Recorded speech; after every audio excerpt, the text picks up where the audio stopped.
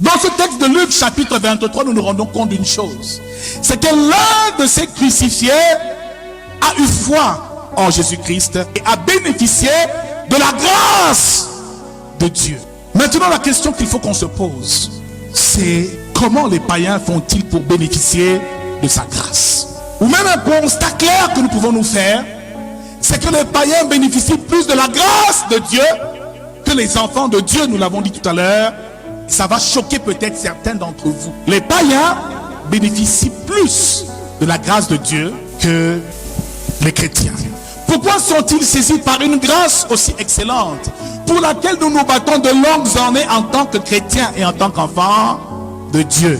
Première réponse qui nous renseigne sur pourquoi est-ce que les païens bénéficient de la grâce de Dieu bien plus que les chrétiens. La première réponse est que Jésus est venu pour eux. Jésus est venu pour eux. Marc chapitre 2 au verset 17 nous dit: ce ne sont pas ceux qui se portent bien qui ont besoin de médecins, mais les malades.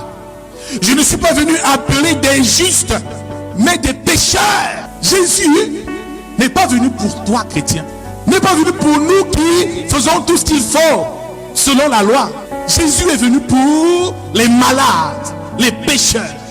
C'est pour cela qu'il passait son temps auprès des publicains, des prostituées, des gens de mauvaise vie, les gens que nous fuyons souvent, qui vont dans les bars. C'est pour eux que Jésus est venu. Jean chapitre 3 verset 16, un verset que nous connaissons beaucoup et que nous aimons bien. Dieu a tant aimé le monde. Il n'a pas aimé les chrétiens, mais il a aimé quoi? C'est pour eux qu'il est venu. C'est pour le monde que Jésus est venu. Il n'est pas venu sauver ceux qui sont déjà sauvés. Il n'est pas venu racheter ceux qui sont déjà rachetés. Si tu es déjà sauvé, la chose qui compte pour Dieu, c'est que toi aussi tu sauves les âmes. Ton salut est déjà garanti. Ta récompense, c'est au travers des âmes. Il dit, allez et faites de toutes les nations des...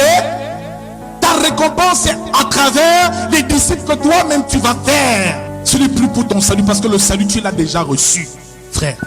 Matthieu chapitre 18 au verset 11 nous dit: car le Fils de l'homme est venu sauver celui qui était perdu. Donc Jésus est venu pour les perdus. Il n'est pas venu pour nous. Beaucoup ne le réalisent pas. Mais c'est la triste et dure réalité. Si tu dis saint, à quoi te sert encore la sainteté? Si tu dis lumière, à quoi te sert encore la lumière? La lumière ne prend son sens qu'au milieu des ténèbres. Nous sommes en pleine révélation prophétique. Car le Fils de l'homme est venu sauver ceux qui étaient perdus. Luc chapitre 9, verset 56. Jésus parle et dit: je n'ai été envoyé qu'aux brebis perdues de la maison d'Israël. Matthieu chapitre 10 encore, après le verset 12, il nous dit, il dit même aux disciples, n'allez pas vers les Samaritains, mais allez vers les brebis perdues de la maison d'Israël. C'est pour ça que les pécheurs là, Dieu les sauve beaucoup plus facilement que nous. C'est pour ça que si ce pécheur-là crie seulement Seigneur, Seigneur, un seul instant, il est sauvé. Par rapport à toi qui as fait une vie de consécration durant toute ta vie. Parce que Jésus en priorité est venu pour eux. Regarde ton voisin, dis-lui: Jésus est venu pour les pécheurs que tu méprises. Il est venu pour les sorciers que nous combattons. Il est venu pour les impudiques. Il est venu pour ceux qui pratiquent l'adultère.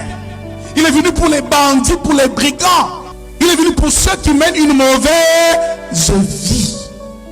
Pour ceux qui sont perdus. Oh frère, réalisons cela dans notre marche avec Dieu.